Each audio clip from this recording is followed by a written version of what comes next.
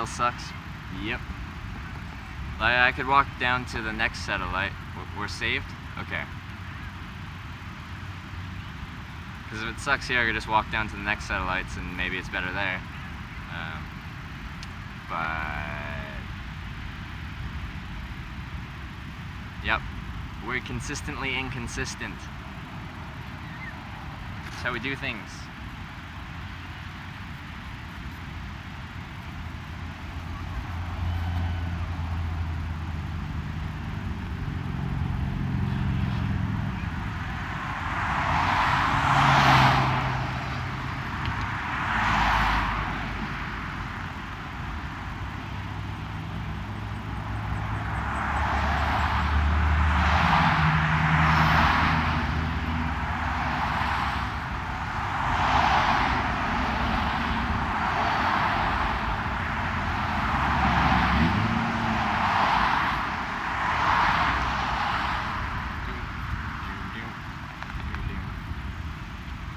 Save. Are we still up? It says I have 0 viewers and it says that it's connected, but I never trust this Streamlabs. Streamlabs lies to me all the time. I don't trust you, Streamlabs.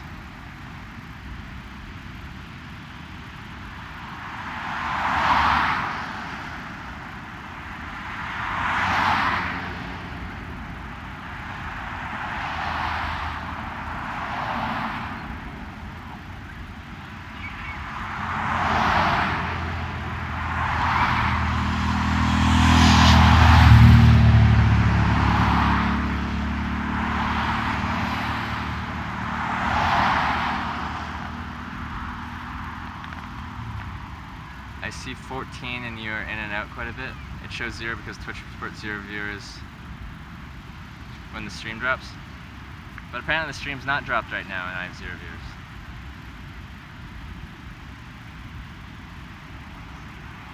I don't know. See 14? Alright, then we have 14. It lags? Maybe I'll go somewhere else. I'll do this lineup of cars and then we'll walk to the next set. Maybe it'll be more consistent.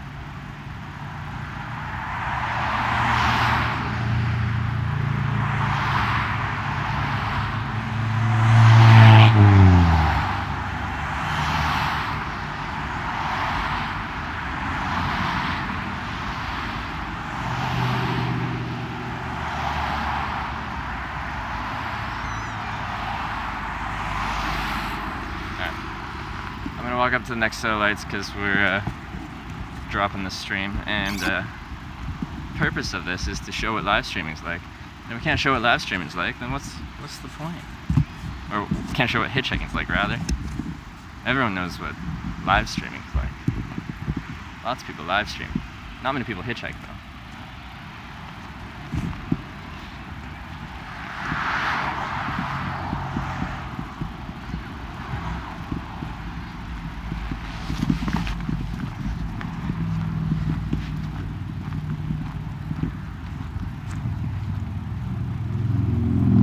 The viewer count lags? Yeah. Like, was it actually looking okay there? Because I feel like we might have been still lagging a bit. Which means... I don't know. Streaming's still a new thing to me. Still don't know what I'm doing exactly. But bear with me. We'll get better.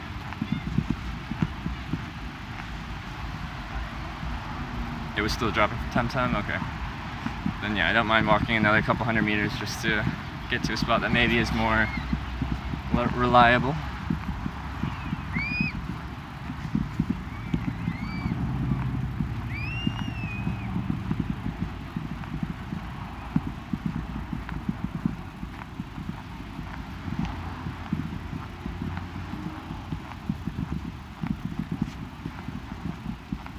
But I just find it funny because half the time I'm getting like 100 megabits down, like I have, it has amazing 1000 bitrate stream. I just don't get it. how you check which end the problems are coming from. Is it my end? Is it Verizon's end?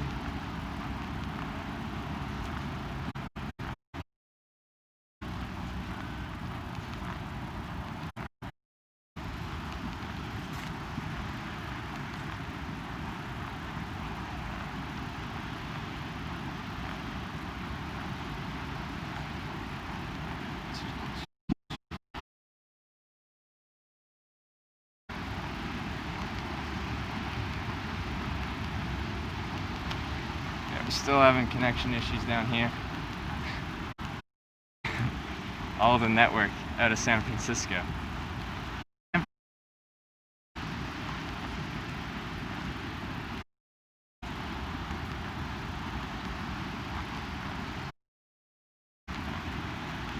Which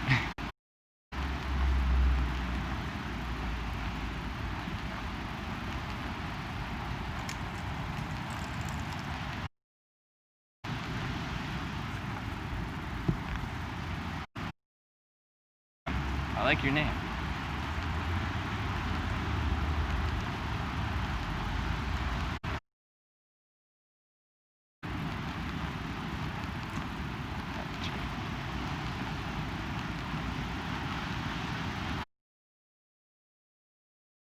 Is ideal, is taken up by a bunch of people parking illegally. So we're hitchhiking in non-ideal spots. And apparently the connection in San Francisco is for some reason shitting the bed a little bit. So I'm just trying to find a better spot to hitch.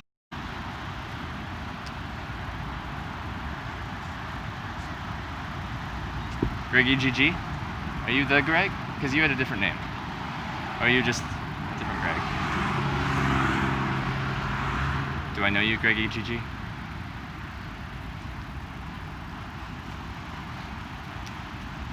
But yeah, those of you that are new, this is Hitch Live, this is Hitchhiking America. We're hitchhiking around America. I'm showing you guys what the process of hitchhiking is like, because I've had a great time doing it over the past 4 years. I've been picked up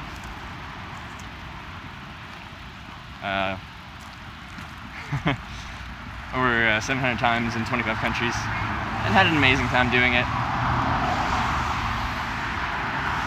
So I'm just showing that process. Sorry, one sec. Just in a sketchy part for 1 minute.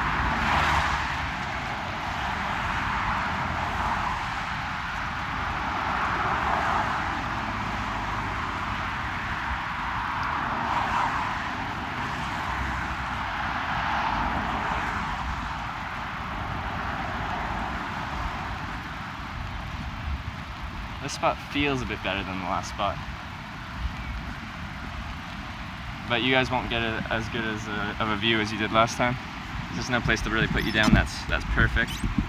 I'll still sit you guys down. Yeah.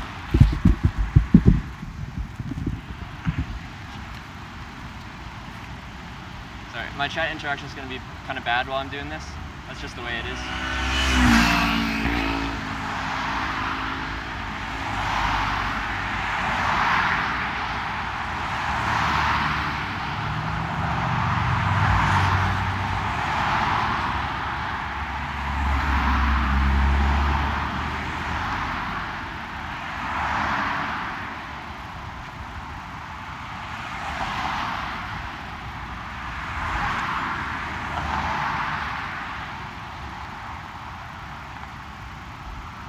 Nice rusted out guardrail. Yeah, you like that? I guess I can spin you guys a little bit out. More that? Or is it better more facing straight out? I feel like we look kind of crooked. Oh. The Greg? My stepbrother's name is Greg. That's what I mean by the Greg. And people call him Greggy. So.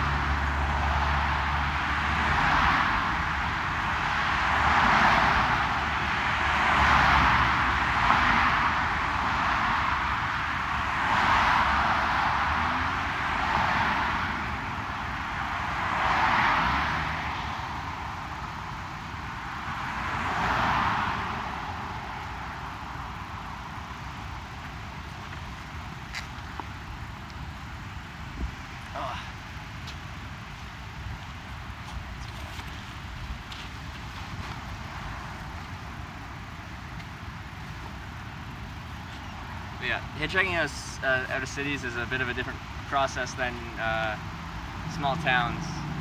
So I hitchhiked through Washington, Oregon, and Northern California, and that's easy hitchhiking. Like, it's really easy.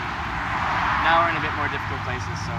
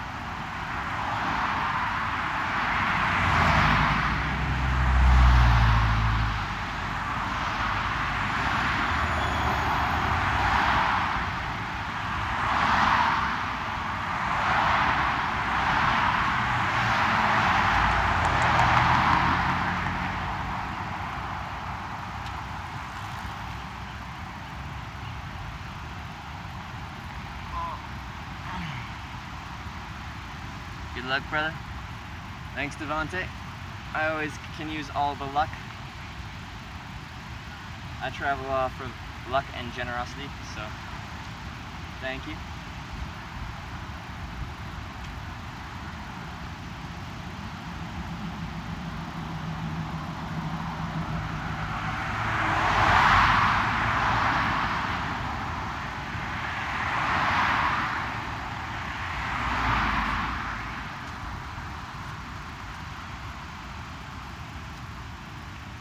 I'm trying to get the sign so it's like lit up so people can see it, but like if I'm holding it straight on, it's shaded, so the sun's in an awkward place.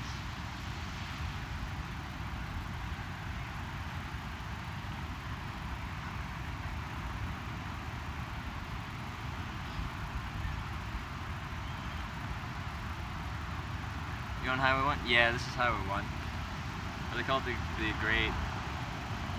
Great Highway or something, someone told me? Anyway.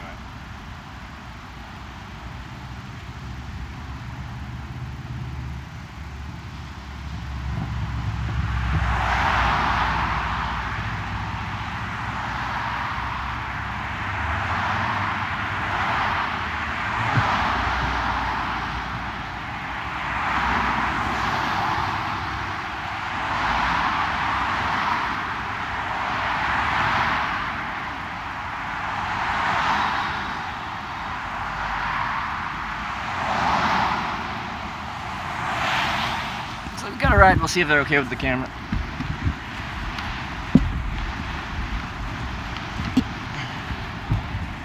Hey, how's it going? Where are you going? Southbound Highway 1, whereabouts you head to? That's what, you're way down? Yeah. No, I'm documenting the process of hitchhiking, so I have a camera. Is that something you're comfortable in the vehicle? I don't have to film you, just the car and the, yeah? Yeah, okay. Alright, I just realized we're not in the best spots. I'm gonna try and get in here quickly. Yeah.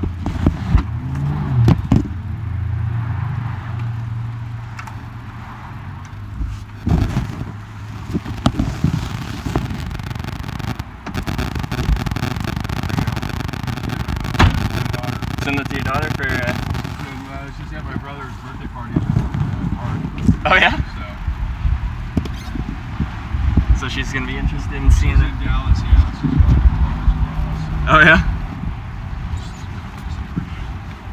I don't usually take a picture like this, but I can tell that you're no threat and you need a ride, so that's great. Yeah. I try to present myself in that way. Look like someone just traveling around, someone fairly clean cut. Yeah, exactly. I'm hitchhiking because I enjoy doing it, not because I have to do it. So, yeah, that's the process. No bad experiences? No, I've done it in 25 countries. I've been picked up over 700 times, and I can't say I've met a bad person that I've got in the car with. I do kind of screen my drivers. I can tell pretty quickly that you're a decent guy. Yeah. So before I get in the car, I talk to them. Yeah, Smart. ve- Yeah, that's for vehicles I get into the car with, I've never had a bad experience. I've turned down rides though. Oh, Because good. Yeah, sometimes that's smart. yeah. Well, where I live in Carmel. In fact, we live on the original homestead there. It's an old ranch it was established in the 1820s. Yeah. So like before California gold rush and all that. Yeah.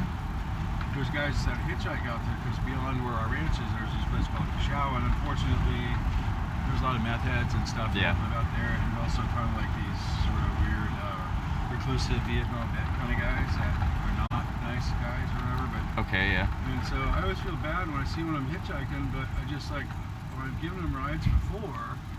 A, they're never appreciative. Yeah. And then B, they like skank, Yeah. super drunk or whatever. Mhm. Or they just start like spouting some political views, and I'm just like, Yeah, I know. Yeah. Yeah. So the last time I gave a guy a ride, I was down at the intersection of Highway 1, which is 18 miles from my ranch. And, Yeah. this guy was standing out there. It was midnight, just 2 days before Christmas. It was really cold here, like in the 30s. Yeah. And I saw this guy standing out there, and I'm like, he's never gonna get a ride, And I go, Mhm. hey, what are you doing? He goes, oh, I'm just hitchhiking. And the reason, turned out later, the reason he said that is because he had come to the gas station and they called the cops on him for loitering or whatever. And Yeah. so he was he thought maybe I was going, hey, buddy, what are you doing? Oh, But I was okay. like, hey, I just wanted to say, like, what I meant was like, hey, are you waiting for someone to get you? Or Yeah. are you just like hating it? And he said, it's just like, I said, well, where are you going? I said, Carmel Valley Village. I said, hey, I'm going there too. And he got in the car and just basically was just like a dick, pardon my expression, but just like, I don't know how to explain it, but just like had a shitty attitude and Yeah. like, kind of felt like, of course, that was like your duty to give me a ride. And I was like, you know what, Yeah. dude? And then he told me a story is that he basically took a bus down to Monterey with this little like green fatigue jacket, basically stranded with his little thin jacket at 17 miles from home Yeah. at midnight. And I would, if it was me, I'd be going, dude, thank you so much. Yeah. Like, I mean, who knows? I might have frozen to death either way. It was going to be like a 5-hour, 4-hour walk in the Yeah. middle of the night at 30 degrees. And I kind of miscalculated there. Yeah. And should have probably maybe took the last bus instead of trying to wait till closing time. Yeah. And he was just like that. And then when he got out of the car, he never even said thanks for the ride. And that's when I just said, okay, I'm done saving people. If somebody looks decent and Then you might, but told good, then yeah. give them a ride. But no, I try to be pretty appreciative of people picking me up. I travel by people's generosity, and I think that's an amazing thing that random strangers will see me on the side of the road and decide to help out someone they've never met before. yeah, especially without having some ulterior motive of their own. Yeah. So That's the kind of scary thing is that you never know, right? I mean, yeah. it works both ways, right? So, Yeah. And yeah, so like I said, I had rules. I talk to people before I get in. I kind of recommend to drivers the same thing. Before you just open the door and let someone in, just open your window and say a few words. That's, that's You can usually tell like instantly if someone is kind of off their rocker kind of thing. Yeah, that's a good point. Yeah. I never even really thought about that. I grew up sort of, even though I lived in a lot of countries and born in Brazil and American parents and all that, I've been in the military. I've always went to like private schools, and so I guess what I'm trying to say is I've never really, even in the military, I kind of forgot that there is such a thing as like evil, so to speak, or whatever you want to call it. Like, Yeah. bad guys out there. Yeah. And so I'm always taken by surprise, and I don't really have my guard up as much as I probably should. Yeah. Like there always has been and always will be some evil in this world, but by and large, humans are decent. They're pretty awesome. You just hope you don't run into someone that is what we'd call, truly evil. Yeah. And I've been all over the world, and I can't say I've run into anyone that That's cool. would qualify in that. Maybe I'm just lucky, or maybe the world's better than people think it is. I don't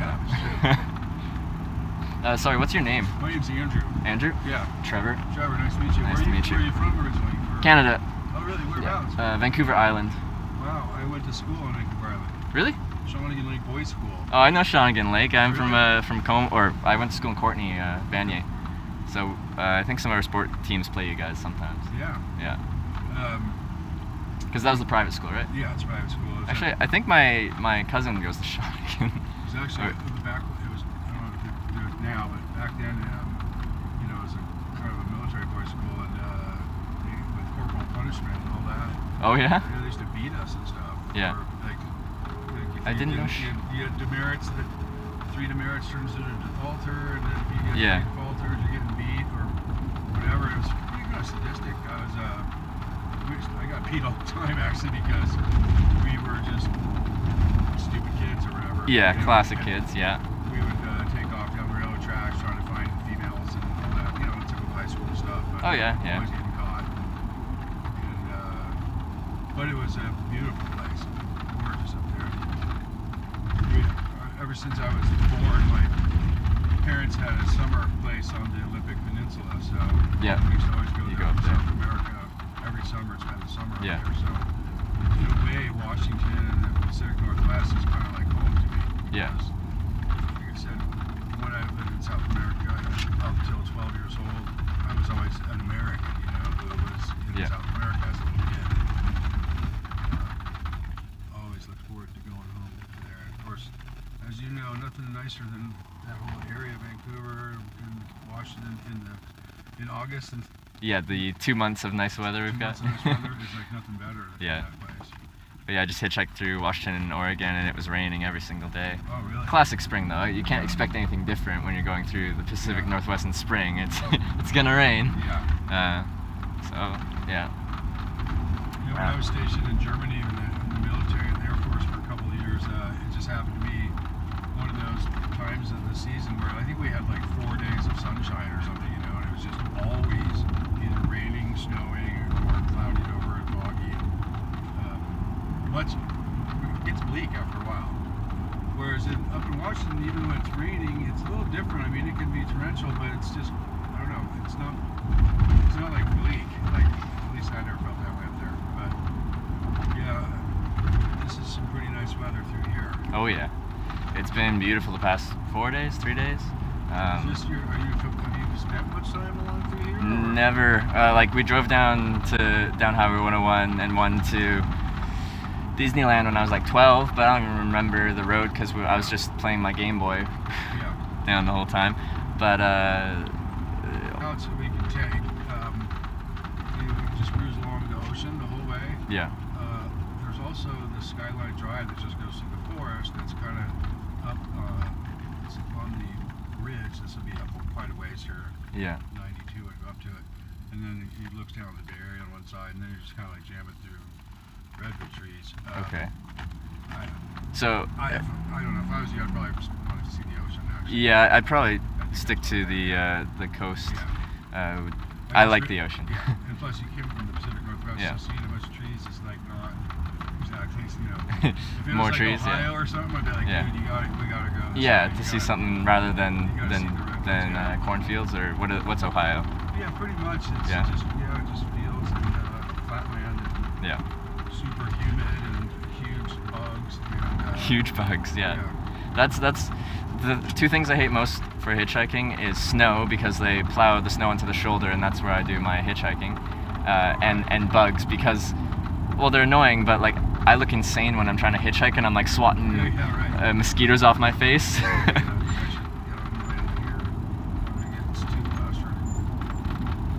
So sorry, how far in time or miles are you heading? So where Carmel Valley from here is 130 miles. 130 miles. So Wow. I'm talking about, I'm going to be going down, normally there's a faster route, up 280 and all that, but I just decided, you know, let's just take the scenic route. Yeah.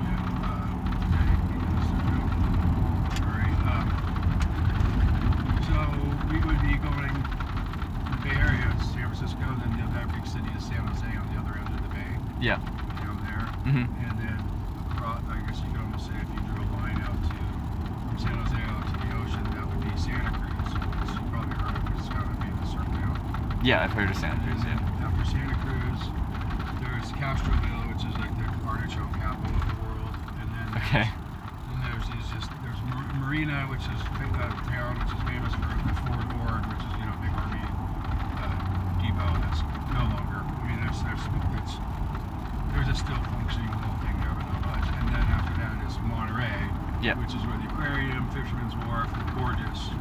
And right after Monterey is Carmel by the Sea, which is where Clint Eastwood was, you know, mayor. And we actually know him, but just because my daughter went to school with his daughter. Oh yeah. And he's awesome, super nice guy. But Yeah. and then Carmel Valley is out to the left of that, like right just past Carmel by the Sea. And after Carmel by the Sea, and you know that turn, you enter basically the Big Sur National Park. Yeah. Big Sur coastline, and then and that's like about that you actually can't go all the way through because there's a slide that's closed it. Oh, okay, huge yeah. slide. You can go about 70 miles down, but you can't keep going. So you actually. I'd have to go inland to the 101 again. Yeah, you'll have to go inland to 101. Yeah, would be far enough over. Yeah. And then take 101 down to San Luis, and then 101. It's kind of weird because 101's over there, and Yeah. it's always sort of away from the ocean. Yeah. But eventually 101 Reconnects back up. reconnects Yeah. to the ocean at San Luis Obispo. Yeah, it's weird. Like up in Washington and Oregon, 101's the coastal highway for the vast majority of it. It runs along the coast, and then once you hit California, the 101 moves inland, and the 1 is the coastal highway, and then at some point it goes back to the coastal highway. I always thought 1 was the coast all the way to Canada. It's not. No, 101 is the coastal highway up in up there. So where's 1? 1 goes inland or just doesn't? One starts in California, as far as I know. Okay, so 101 is. I see. Yeah. So basically, Highway 1 becomes 101. As you head north. Yeah. Yeah. So that's why they call it, when they're considering it, they say Highway 1 goes from Mexico to Canada. That's what they mean, even though it's called. Yeah, it's connected to the. Because Yeah, okay. 101 goes all the way south, I think, and it keeps its name as 101. Right. But yeah, the 1 is only the 1 for part of it. Yeah. If I could be wrong, but I think that's the way it's set up. But I didn't actually explain what's going on here. Like I said, I'm recording this. The purpose is to show people what the process of hitchhiking is like, what the experience of hitchhiking is like.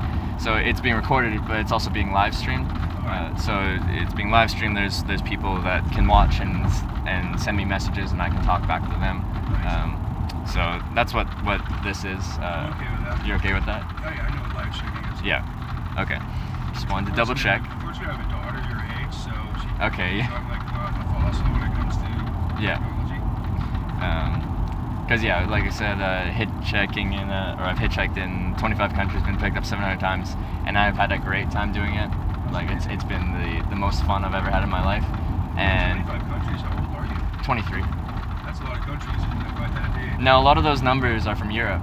Europe's kind Sure. of unique in that there's a bunch of countries in a small area. Of course. You can drive a few hours and drive through 4 or 5 countries. Yeah. I lived over there, so. Yeah. And then we're also including, countries like Liechtenstein and Luxembourg, which are essentially the size of The city. someone's ranch. Yeah. So are you filming the scenery? Yeah, when we get to, I'll switch between inside view to outside view to show scenery. When I'm talking to viewers or something, I'll have it pointed at me. When we get to something nice, I point it outside. And they'll ask questions and stuff like that. I haven't been looking at chat because I've been talking to you, but that's a chill guy, loves to talk, it seems. Yeah, he is a chill guy. You seem like a chill guy. Oh, thanks. Going to the chat. Some people are excited that I got out of San Francisco. Hitchhiking out of cities is always the most difficult part of hitchhiking. When you're in small towns, it's kind of like you walk to the end of town and you just, it's pretty easy. But with cities, there's usually big exits, junctions, interstates, where it's illegal to hitchhike and all that. So. And also people are just in a hurry to get out. Yeah. And you can tell when I'm hitchhiking for a while, maybe people won't be picking you up, but people will be waving. People will be giving you hand gestures to let you know that maybe they're only going a short distance. They'll do different hand signals, Right. and that happens a lot more in small towns and stuff like that. People just seem more friendly and interactive.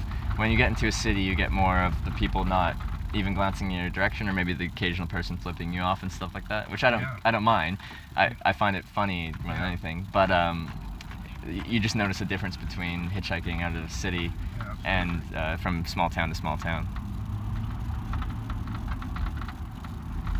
I remember when I visited my dad in New York, I was always amazed at how impersonal everybody was. I was like, wow, there's just, I would have thought that because everybody's surrounded by people, they'd be more people oriented, but it's almost like they're their own little icebergs floating around, and nobody wants to look at each other or say anything, or if something's going down, nobody wants to get involved or help, and it's definitely a different atmosphere.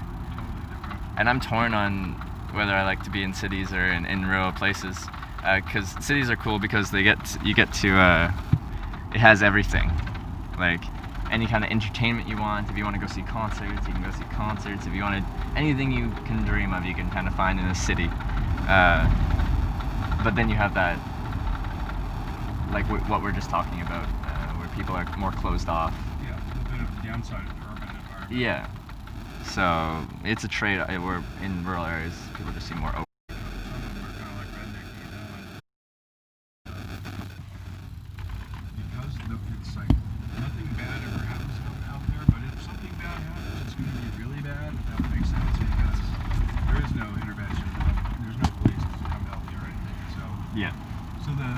So everybody, not everybody, but a lot of people look at somebody. If you're walking along the road, let's say, they're like, "Where are you going?" It's 40 miles to anywhere through here, So they kind of are suspicious and looking at people like they're trespassers or maybe. Yeah. I actually picked up a guy once. He was from Trinidad and Tobago. Oh yeah. And he was hitchhiking from he made it to New York somehow. Obviously on a plane, and hitchhiking across the United States to get to Los Angeles to see his brother. Yeah, that's quite the journey to see your brother. He was just walking out, towards. I was driving to town with my daughter. She's like 12 at the time, and I see this guy, and he's a black dude in a perfectly like three-piece suit, big navy peacoat and stuff on. Oh yeah. And I'm going. He is walking out like at 7 at night. He's got no visible backpack or sleeping roll or anything.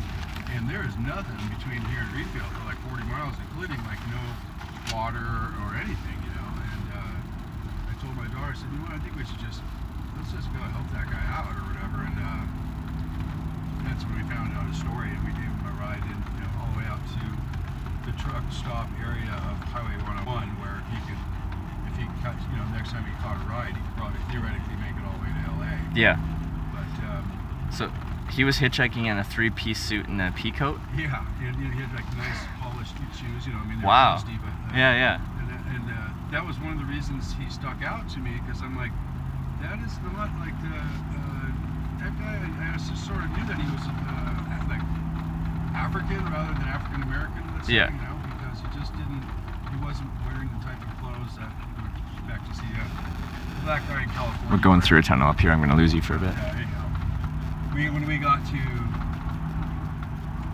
Greenfield, he had no money. I gave him, my daughter gave him her